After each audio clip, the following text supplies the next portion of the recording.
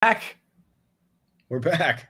Believe that we are. Where'd I leave off? What an unbelievably fitting day for this to occur. Big Yankees trying to censor us. A weird disconnection issue, right? We surely were the first ones to say, hey, should Aaron Boone be dismissed? That we had to be first to that take. So I guess the government came in and shut the team down. Randy Levine's government. It's funny. I mean, look, the 2 series were played since we last spoke and since we were last live and since we last did the show. And so you want to be like, well, let's do a recap. I'm hitching up my suspenders and just like, oh, let's talk through the action. But Yanks played the Reds, 3-game series against the below 500 team with a positive run differential. Ellie De La Cruz is a superstar. Entering that series, you're like, I mean, like it's been for the past 3+ weeks. You're like, hey, if everything goes wrong, Yanks could lose this series, right? This Reds team is surprisingly dangerous. This Yankees team has hit a bit of a rut. You could certainly envision, okay, Rodon in game 2. So if Heel doesn't get back on track, he has a bad start. They're probably going to lose the second game because Rodon showed you nothing in Toronto that would give you any hope that he has the ability to come back. And so then you're left with the third game, Stroman in a day game. He's either going to have to salvage one or maybe he doesn't have it and then they get swept, but it's likelier they lose the first. If they lose the first one, it could snowball. They lose the first 2, then Stroman maybe stems the bleeding and they lose the series. But that's you just talking through worst case scenarios. And this Yankees team is supposed to be too good for consistent worst case scenarios. That would be a 6th worst case scenario in a row. Surely that wouldn't happen. But they just get run over. They play the same game 3 times. And it's not even worth addressing at this point because they go down 5-0, 3-0, 5-0 again. They don't really come back in the third one at all. They have some false hustle comebacks in the first 2. Ben Rice looks good in the first one. Each time they get a rally going where you're like, a good team completes this. But the Yankees are a bad team right now, and they don't. Runners on the corners, 1 out. Aaron Judge at the plate, down 3-2 in the second game. Hot shot, double play. That's what the Yankees are doing right now. So I don't have much to say about the Red series other than same series as the past now 7, where you're like, I can envision a way for this to go wrong, but teams don't, typically run into that worst case scenario 7 times in a row. Yeah. So it's probably not going to happen. And they'll probably win this series unless things go really haywire. Then things go haywire. Not only do they lose the series, they get swept. But that's just the new normal at this point. The fact that I was like, man, I hope we win 1 game in this Red Sox series. And I was actually shocked that they did. Says it all. Like, could have actually been worse. They really could have gone 0-6 on this homestand. Yeah. It's never been more apparent to me that Aaron Boone's the problem. And I know we have talked about this a lot because Aaron Boone was the low-hanging fruit, right? It was like, oh, this guy is the manager. He's responsible for the team. Team collapses. Obviously the manager's fault, isn't it? Well, yes and no, right? Who constructed the roster? Brian Cashman. There's been problematic construction with this roster since 2011. So that's been a constant in our lives for almost 2 decades now. You have the players not executing, and we know that the manager is very integral in ensuring that the players are on top of their game, are motivated, are focused, but sometimes we've seen these dry spells and there doesn't seem to be any explanation for it. Just seems like it's cursed stuff, And how are we going to blame, Aaron Boone for Giancarlo Stanton swinging at balls in the other batter's box? How are we going to blame Aaron Boone for Aaron Judge just not playing baseball against the Red Sox or the Astros? How are we going to blame Aaron Boone for Joey Gallo putting forth the 140 worst games of baseball you've ever seen in a Yankees uniform? Bullpen implosions, starting rotation, like some of the stuff is inexplicable and the manager is not in control of it. This stretch, however, you cannot tell me that Aaron Boone has not been in control or has had the ability to reverse course. He let Anthony Volpe bat 190 for a full month before moving him out of the lineup spot. He's continually defended players who have made mental errors, who have not hustled, who have not been focused during the games, and it has bred a culture of complacency. He has no answers in any post games. He has no answers in any pre games. He lies. He lies every time. Said DJ was hustling down the first base line when DJ dropped the bat and started walking to first base. We saw it. Said it looked like a player who was beginning to accelerate and get into full speed running mode. Oh, you're right. Yeah, absolutely. If DJ LeMahieu can't run, he can't be in the lineup. Sorry, we have other options. The Yankees continually show that they are one of the few teams in Major League Baseball and the only serious team in Major League Baseball that rosters players that have no business being on the roster. Even the Mets have shucked off a bunch of people who just had no business being there, and they've been better off for it with the moves that they've made. Jose Iglesias, been great for the Mets. I've watched some Mets baseball this week. Great fucking play. Great. Why didn't we sign him? Why are we playing games with all these other people? Why do we have JD Davis here, who's not playing and is also bad? Haven't seen him in a while. So you look at, I wrote this morning why Aaron Boone should be fired because the statistics are getting insane now. And all of this is totally in Boone's control. Aaron Boone has the ability to, and I love blaming Brian Cashman. We know we love to blame Brian Cashman. Brian Cashman did his job this offseason. He got Juan Soto. He got Marcus Stroman. He made the right prospect call-ups. Everything was going fine. Obviously, it's not all going to go fine the entire step of the way, but you're looking at another collapse at this juncture in the season, and it's now and if you take out 2021, this technically has happened every year since 2020 because 2021 was just bad baseball overall. Yeah. They were never in control of anything, so that's a bad managerial job with, again, a team of all-stars. 2020, they went, I think, 4-16 after starting like 18-7 or something. I believe it was 16-6 and 5-15. The very same 5-15 that keeps repeating over and over again. We love to go 5-15. Yeah. So this has now been a trend since 2020, but this is the first stat that indicts Aaron Boone. The Yankees have lost 15 of 20 for 3 straight seasons at any stretch. Right now, it's the worst in baseball. I believe last year it was the worst in baseball too. They only did that 3 times total in between 1996 and 2021. And one of those was Aaron Boone doing it in 2020. Mm-hmm. So Aaron Boone has done this 4 times in a 5-year span when it only happened 2 times in a 24-year span, 25-year span. So that's number 1. And that is, again, on the manager.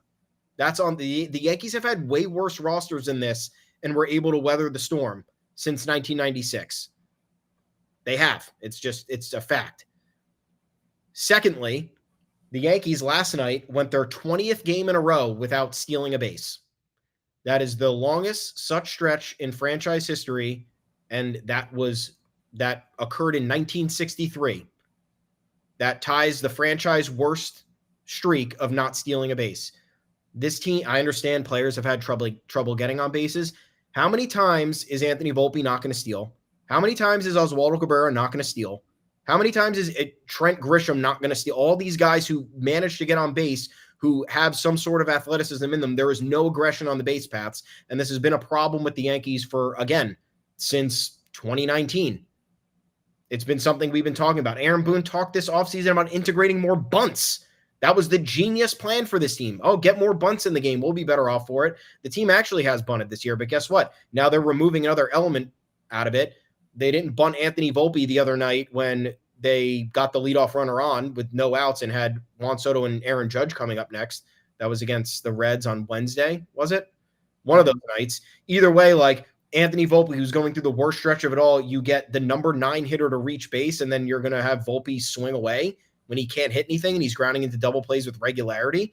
So the fact that this team has not stolen a base in 20 games in a month is insane. Stealing bases it should be a part of every single game that you play.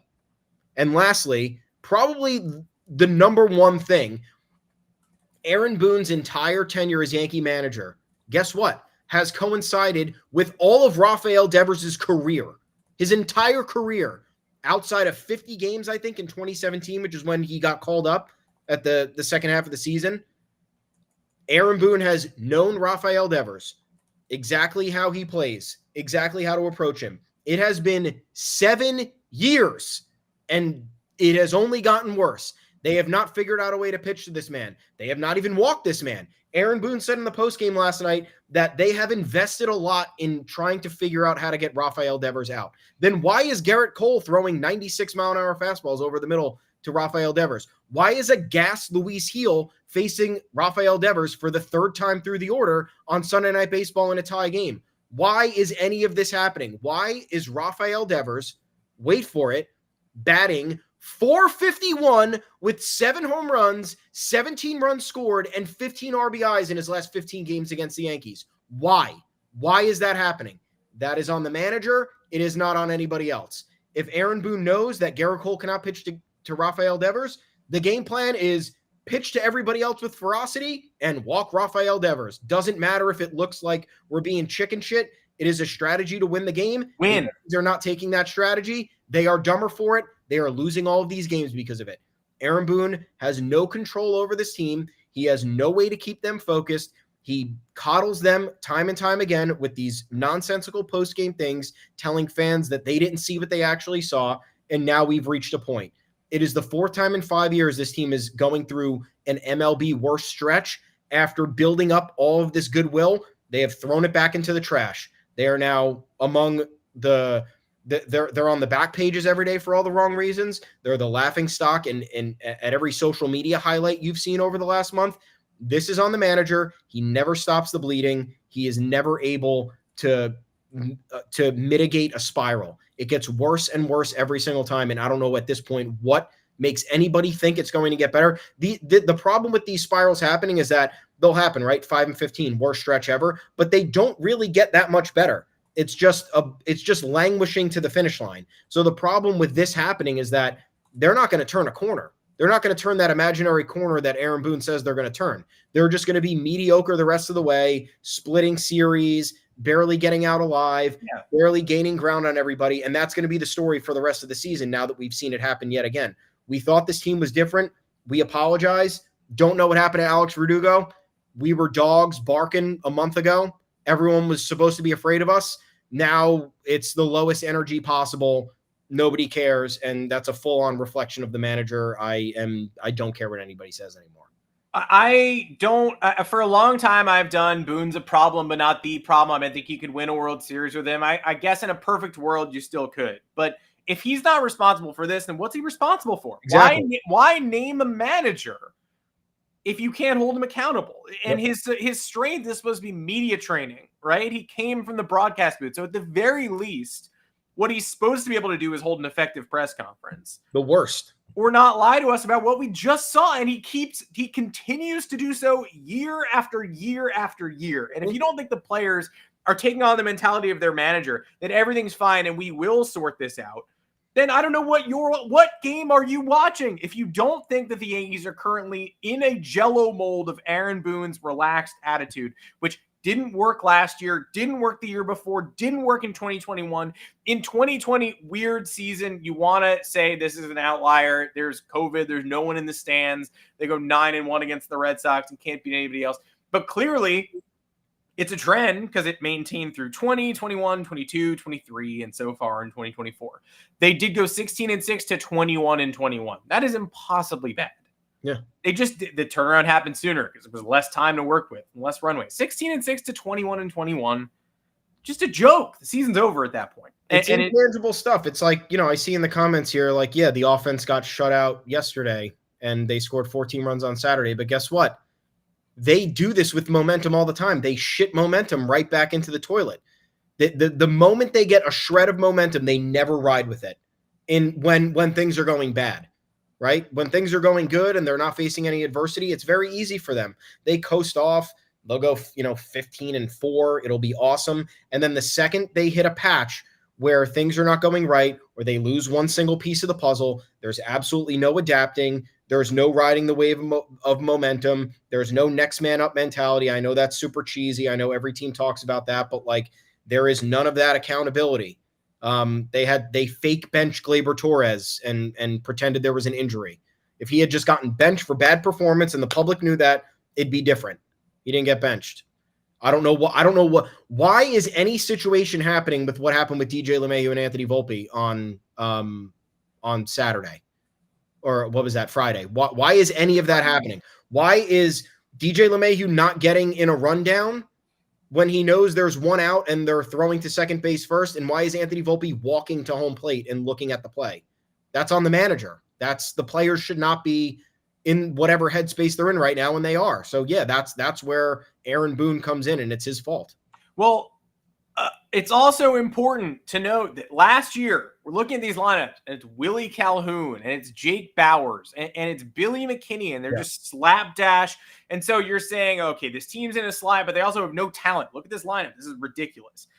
This year, I don't think that holds water. And in 2022, I don't think that held water either. There's plenty of talent here. Give Alex Cora this talent, and you won't see a 5-15 stretch. Like right now, we're conditioned to say, okay, there's just no talent because we've seen Gleyber Torres regress since 2020. And we've seen Alex Verdugo trend downwards. And we've seen DJ LeMahieu's got his foot injury. We've seen Anthony Volpe go from minor league superstar to promoted to the leadoff spot to a guy who hits 220 with no power for a month and a half. We've seen the downward trend. So we're inclined to just say, oh, there's no talent here. You know, there's not enough talent to compete. They don't, I don't think they have enough depth, and I think it's wild what's happened after they've been forced to weather the departure of Giancarlo Stanton, but they have enough talent. Look at who was on the Red Sox who competed their asses off this weekend against us. If the Yankees had a lineup with David Hamilton and retread Dom Smith, they wouldn't be winning these games, and we would be saying Aaron Boone doesn't have enough talent to work with. It's apparently enough talent for Alex Cora. We're just conditioned to the Yankees regressing. So we think every player in pinstripes isn't talented, because we watch them take on Aaron Boone's characteristics and take on water and sink. That's the issue. If Alex Cora had this lineup, they would not be struggling this badly to score runs or to find consistency. Again, 14 runs on Saturday, all because of Ben Rice, 0 runs yesterday. Hey, that's baseball. It happens, but that's part of a 5-15 stretch. I'm not talking about, hey, what did Aaron Boone do between Saturday and Sunday? He forgot baseball. He forgot to tell his lineup to score. It's about the longer term stretches that he's been caretaking for years. What happened to Anthony? The number one indictment, and I think the excuses this weekend were ratcheted up to a degree I can't remember. It's just rapid fire, poorly justified excuses from Aaron Boone, from the players. DJ LeMahieu was hustling on that play. No, he wasn't. Trent Grisham bobbled a ball that he didn't care to go get in the finale against the Reds. Just let it roll up his arm, let it roll on the ground. A player took second on a hustle double. And Aaron Boone said that's just part of his, he's such a good defender, he makes defending look nonchalant or whatever. Are you kidding me? And then Anthony Volpe on Friday night saying, I thought it was foul. Okay, well, that's still no reason not to run through home plate, run through the stop sign, because what's the actual worst thing that happens if it's foul? They tell you it's foul, and they tell you to go back. Now, that's a lie. I mean, I don't believe Anthony Volpe for a second. I think he was scrambling, and I think Anthony Volpe's honorable enough that he'll own up to that at some point. But that's the kind of lie that we've allowed Aaron Boone to get away with. So the players are like, well, why wouldn't I just make up some gibberish here? Anthony Volpe's motor at the minor league level was what he was known for most. Also, his 30-homer bat. But it was like, this is a kid who competes his ass off every single day, winning mentality, winning player, plays through the whistle, etc. So not only are we seeing the bat regress, not only are we seeing him regress with the legs, not only are we seeing his attack plan get muddled. He goes from a power hitter last year to a contact hitter this year. Neither of those things seem to be working. But now he's lost the motor. Okay, that's on Aaron Boone. Yep. The one skill that's supposed to be repeatable through all slumps, like, hey, he might not hit every month. He might go through a 2-week dry spell, but he's going to compete his ass off every day. Now he's not. Now he is not competing his ass off. Aaron Judge's private hitting coach saying that the Yankees player development is terrible. Yep. People wanted to make that into a non-story over the weekend. Fans who just carry water for this team no matter what always have this desire to turn real, genuine, glaring, red siren stories into non-story. Why is that a non-story? Just because you don't want it to be? Why is that a non-story? Feels like a huge story. Feels like a person who has saved the one Yankees success story from the player development offensive side of the ball in recent years wants to call out the team's player development system, and fans just want to say that's a non-story. I found a new line of demarcation too. For fan, I will no longer accept as a genuine fan this week, and that's fans who call 2018 a success. There's been sort of this, like, I think Losers, you mean?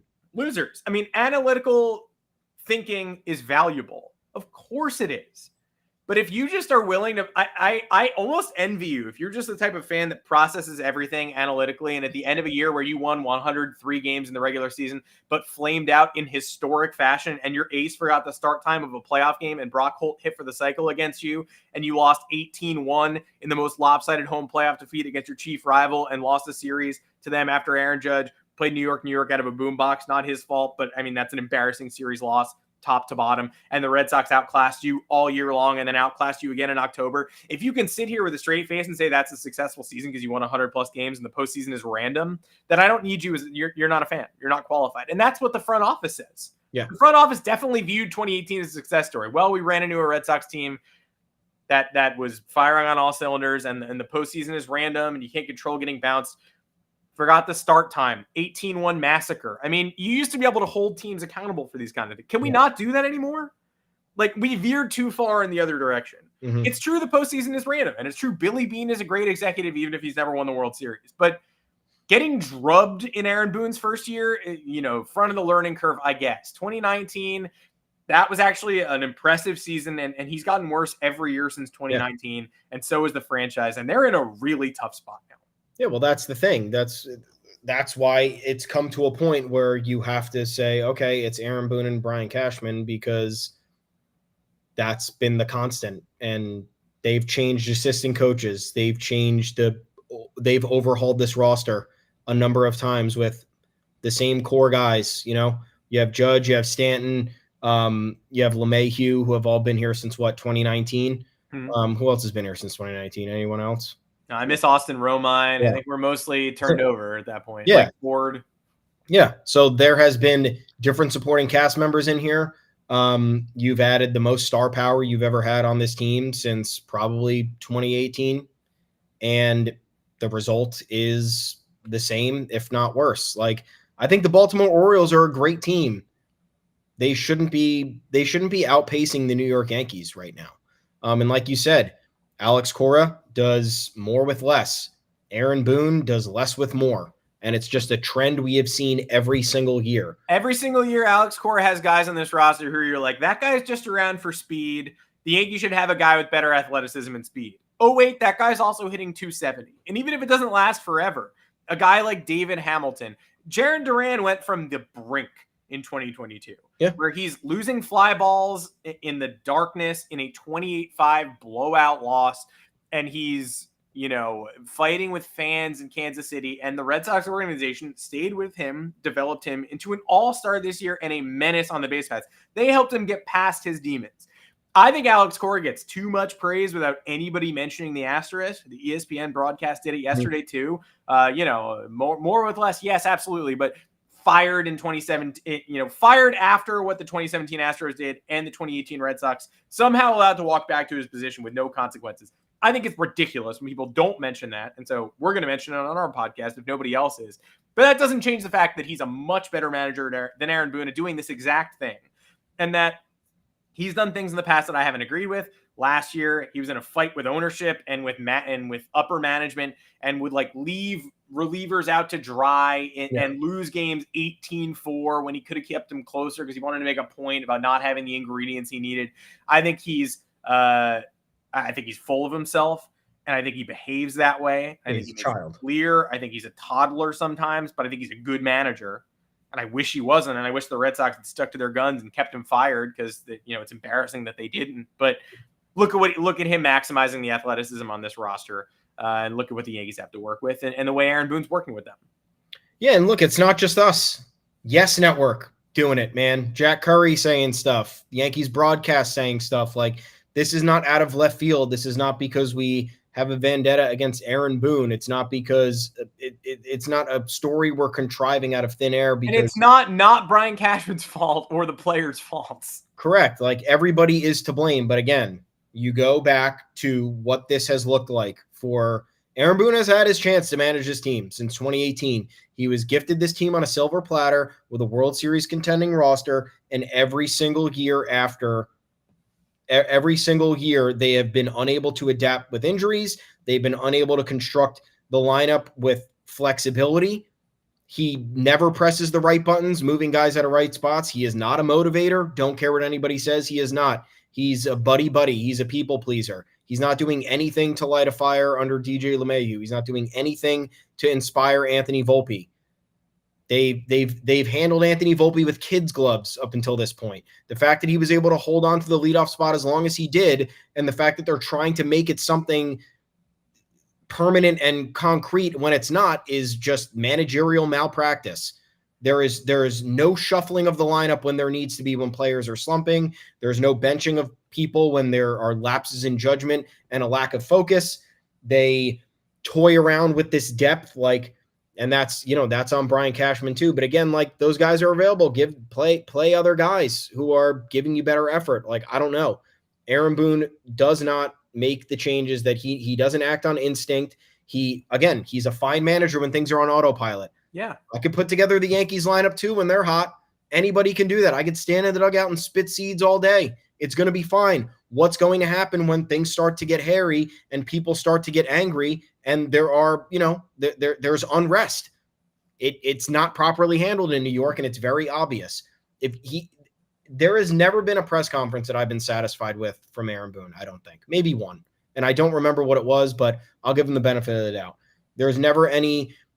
At the least he could do is inspire the fans with some sort of responses in the post gamers, and then tell the players, that's just lip service. Glaber, I'm not really on you like that. I know you're trying hard, but I had to make it seem like we're sending a message. DJ, same to you. I know you're dealing with this foot ailment. I know you can't bust your ass down the first base line as best you can, but we had to make it clear and make it known that it didn't look like you were hustling. Anthony, you got to run through home. Everyone's got to know that. It is what it is. There's none of that. It's stumbling over words. It's gaslighting the fans. It's making up lies. It's telling a story that never happened. And that's where it's a problem. People see right through it. Other fan bases might not. I'm not giving Yankee fans extra credit, but they are dialed in, uniquely dialed in, maybe to a fault. I would agree. We've watched too much bad baseball and tortured ourselves with this, but they know better than anybody. And this era to me is done. Even if and the reason is because I don't see them coming out of this the way that they need to. That's the problem.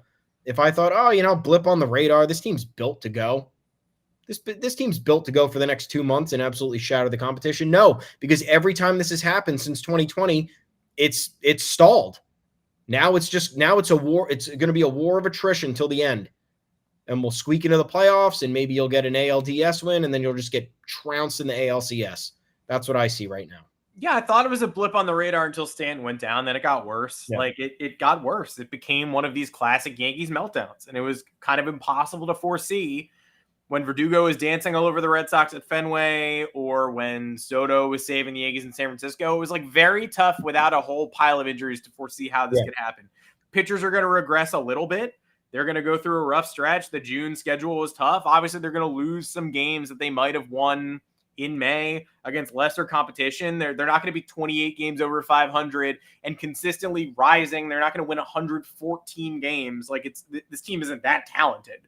But I didn't see any reason to fear this monstrous dip that they suffered in 2022 and 2023. And that's on me. Oops. Should have. Now, in 2022, the dip was after the trade deadline because they botched it. They had already regressed to a 500 team, but then the horrible 5-15 stretch didn't come until after the deadline. I mean, I'm going to be a hopeful clown, I guess, and say that I'm not giving up on the season yet until I see what they do at the trade deadline. Because I think there's a world where they are able to steer out of this, and it won't be. And look, if they do, and if they stop giving me these mealy-mouthed excuses, then I'll give credit to Aaron Boone, I guess. But it would just feel so disingenuous after being lied to for a month here and also several years to be credit Boone for this turnaround. I don't understand the people who are genuinely. What would he have to do to merit dismissal in your eyes if you don't think that the players playing poorly and suffering the same pitfalls year over year aren't his fault? supposed to trade the whole roster every year. Franchises don't operate that way. Sell the team. No, the Red Sox are better this year than last year because they got rid of 8 starters. Like, that's not true. These people were here last year and they improved year over year because the player development system is in place. Who are the alterations to the Red Sox lineup this year? They swapped Tyler O'Neill in for Adam Duvall, and Tyler O'Neill is playing the exact same role as Adam Duvall somehow. Jaron Duran got better. Ceddanne Rafaela got better, got his sea legs under him, learned baseball. This Red Sox lineup, you look at it and you're not blown away. I'm not like that. Okay, I get it. Yeah, okay. Complete turnaround. Yeah, and the pitching staff, again, 180. No. Belief, strong management, maximizing their talent. Andrew Bailey on the pitching side of things. It doesn't make that much sense to me. And they're also 9 games over 500. They're not 30 over. But yeah, okay, I get it. Yeah, you a couple year-over-year improvements, and suddenly this is a much better team. And again, they are more athletic, and the Yankees are not. I get it, but there really was no reason to think that.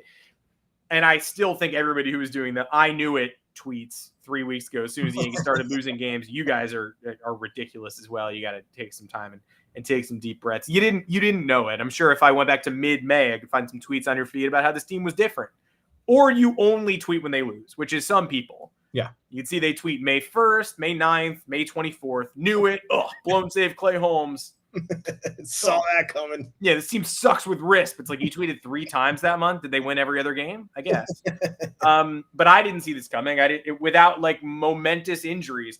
And hey, maybe the Juan Soto elbow thing is worse than they're letting on. Maybe. Because he's hitting 188 over the last several weeks.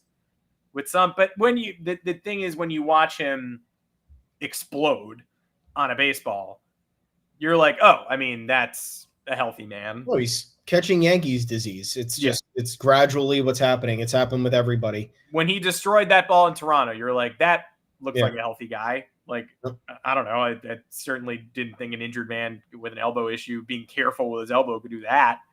But yeah, I mean, the Juan Soto conversation, I'm willing to reserve it until like mid-August after I see what they do at the deadline and after I see how the men they acquire at the deadline uniquely regress in ways that only the Yankees seem to, with, again, Aaron Boone at the helm in charge and Brian Cashman in charge of identifying talent and a Brian Cashman lieutenant on the verge of being promoted whenever Brian Cashman steps down. So you better hope they just luck into it, find lightning in a bottle, or are able to make a managerial replacement in due time. But yeah, we're going to have some weird conversations about Juan Soto in mid-August, because if this team is a contender and a real one, and a team where you're not just like, well, they're going to lose to a better team in the playoffs. Oh, wait, they did. Okay, saw that coming. If we feel like they have a real chance entering October, then great. Status quo, stay the course.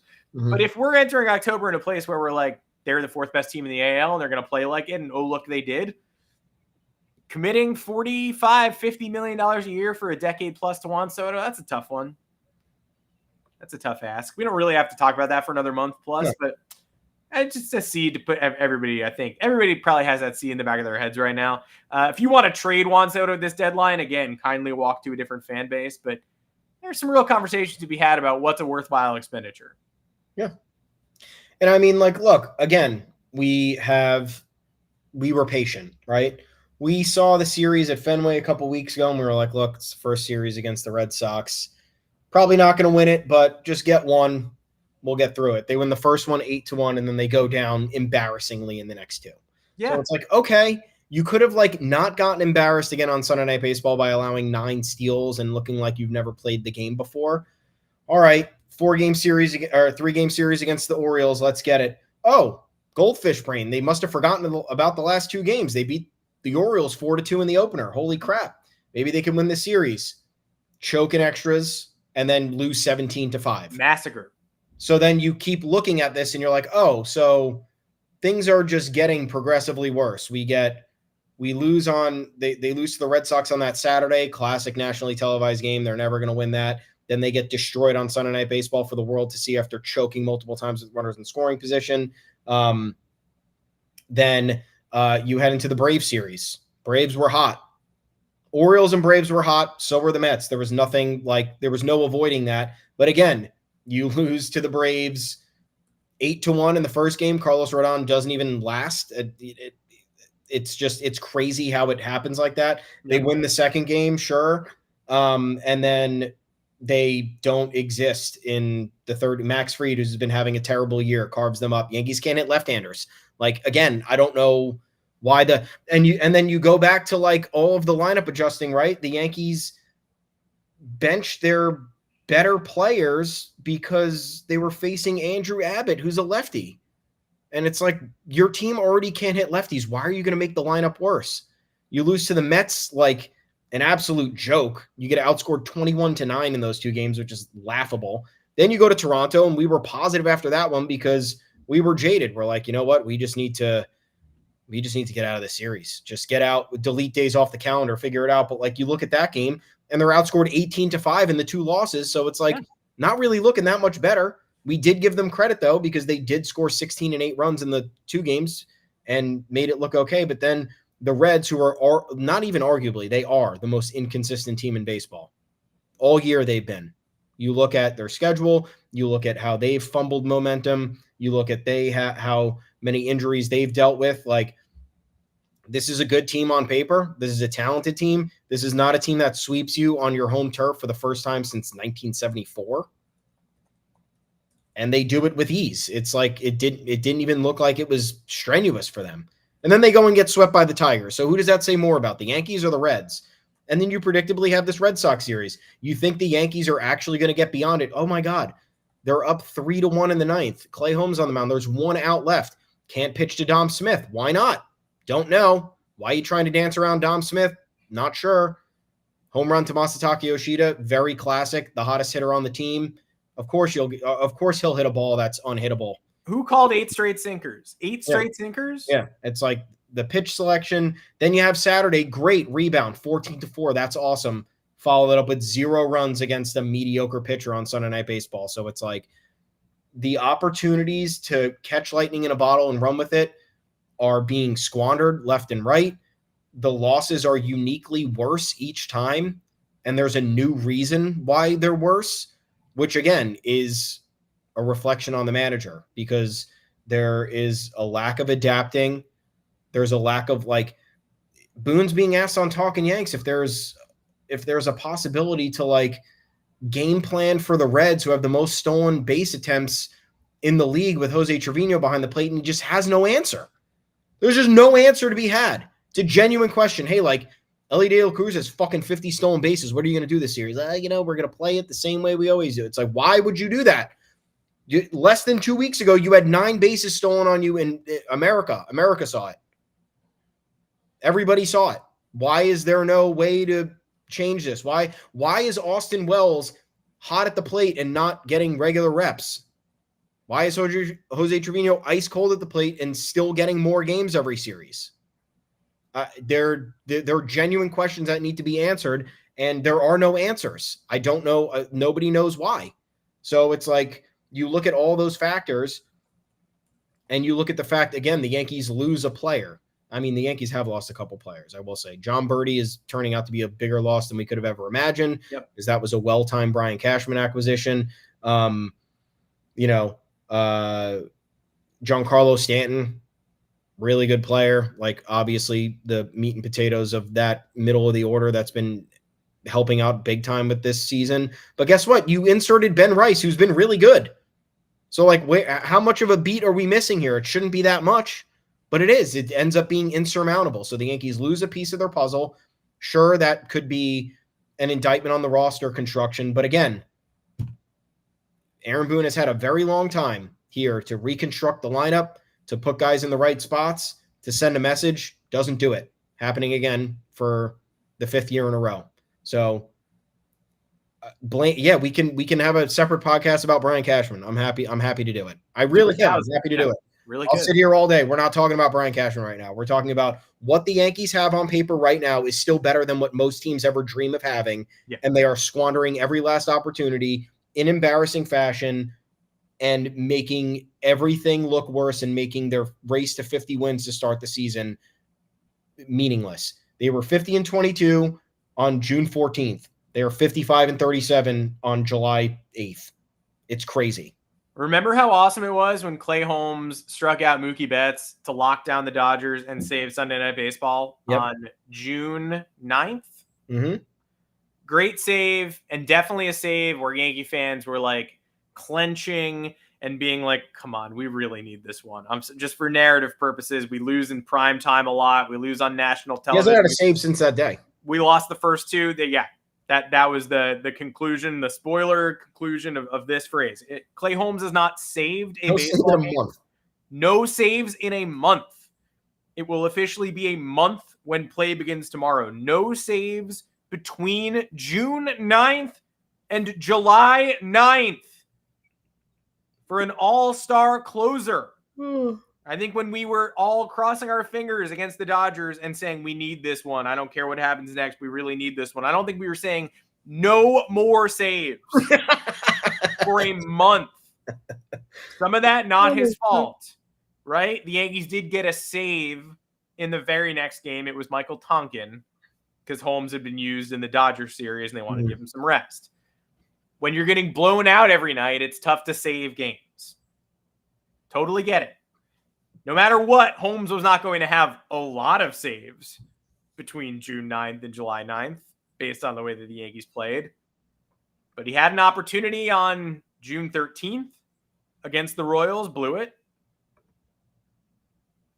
Had a 4-0 game that he finished at 4-2 against the Orioles. That's not a save. Could have had the win in the extras game. Pitched well against the Reds in a game that they did not win. And started and came in with them trailing, and that ended with them trailing. And again, one out away, one strike away from a save on Friday night. But you know what? I was as apoplectic after that and just as lost and as nauseous as I've been after an individual loss, maybe ever after that game. But I'm not naive enough. I don't think I can get to the point where I'm like, man, if they'd only won that game, which they had in the bag, and then won the Ben Rice game, they would have won this series. I can't delude myself into thinking that because I don't think they win the Saturday game if they win the Friday night game. Absolutely. I've seen the last month of the 2024 Yankees. Mm-hmm. I don't think there's any way that they win. Clay Holmes locks the save down on Friday night, and then what? They come out the next day and fall behind on Devers' home run and then respond with 7 runs and Ben Rice hits 3 homers. You can't just fallacy the predetermined outcome. You can't take those in sequence. And I've seen enough of this Red Sox team to think that, okay, if the Yankees shut them down and get an undeserved win on Friday night, they probably come out with a vengeance and stomp them out on Saturday. And then we saw what happened. I can't predetermine outcome Sunday, but I can certainly say that I have very little faith that they find a way to win that series after capturing the first game. They found a way to lose that series after capturing the first game against. And what's that a reflection of if you're lacking faith? Yeah. And you can't fire the GM in the middle of the season. No. And even if you did, it wouldn't matter. And you probably can't fire the manager in the middle of the season either. But you absolutely should. I think you absolutely can. What is it going to do? They can't get worse. They can't get, in my humble opinion, they can't get worse. There's no chance they can get worse. This is, again, 5-15. I understand it's a smaller sample size, but happening for the 3rd year in a row, and every last loss is worse than the other. And there are no answers. And there are still lapses in fundamentals.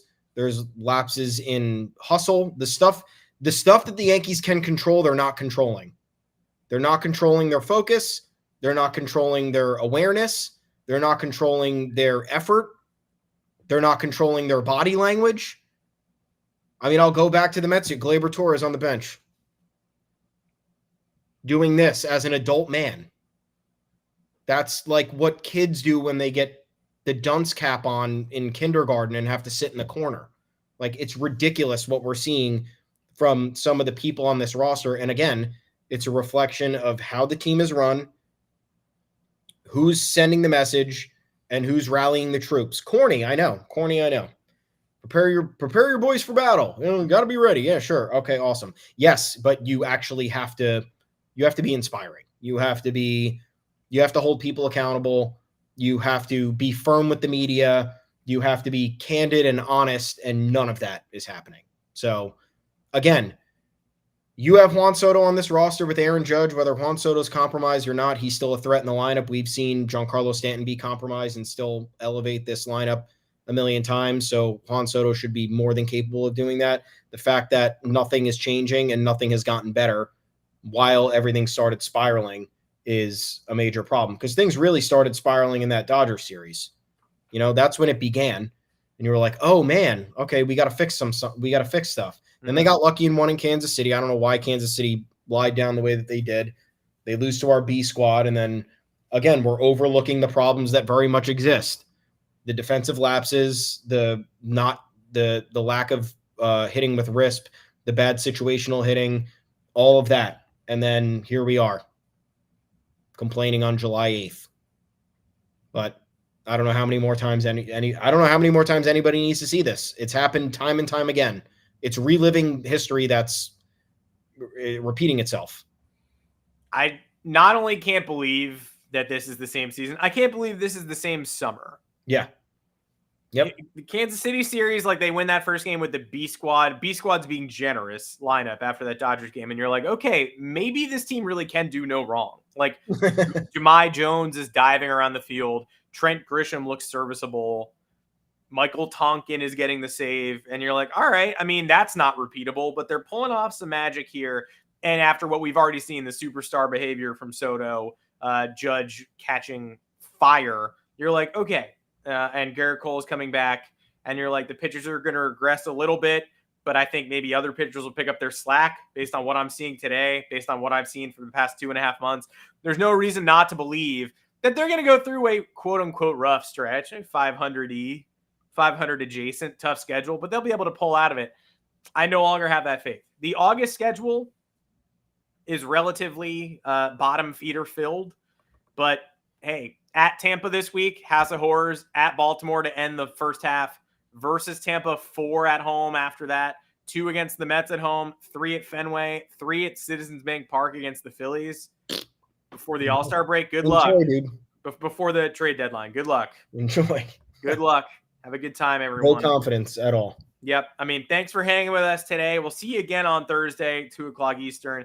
I don't want to do this show every day. I don't want to do this show every year. I want to do different shows. I want to talk about what went well in a series. I want to talk about steps forward. Oh, I love it. I don't want to talk about how the Yankees had an insurance policy in Jason Dominguez and they lost him. I don't want to talk about how exciting rookie Anthony Volpe had a chance to follow in his hero Derek Jeter's footsteps and just looks completely gassed and lost. I don't want to talk about how the pitching staff, I guess they're more flowing than ebbing right now, or whatever one is the good one, because Rodon actually had a solid start.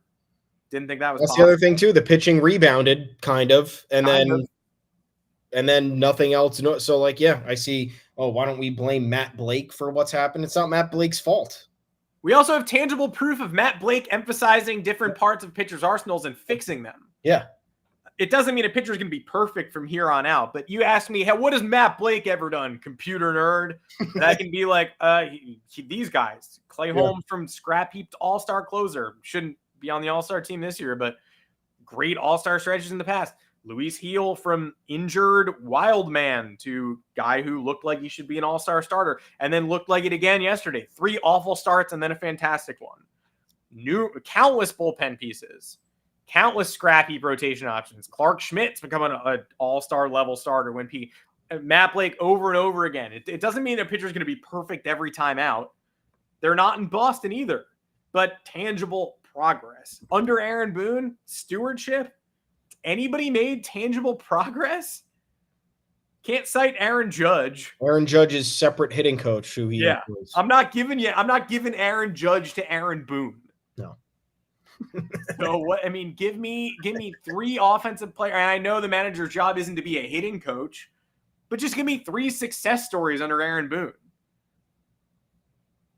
Players who've wavered, then got the skid steered in the right direction, and then, Derek Jeter went like 0 for 40 one year or whatever. That's not what I'm talking about.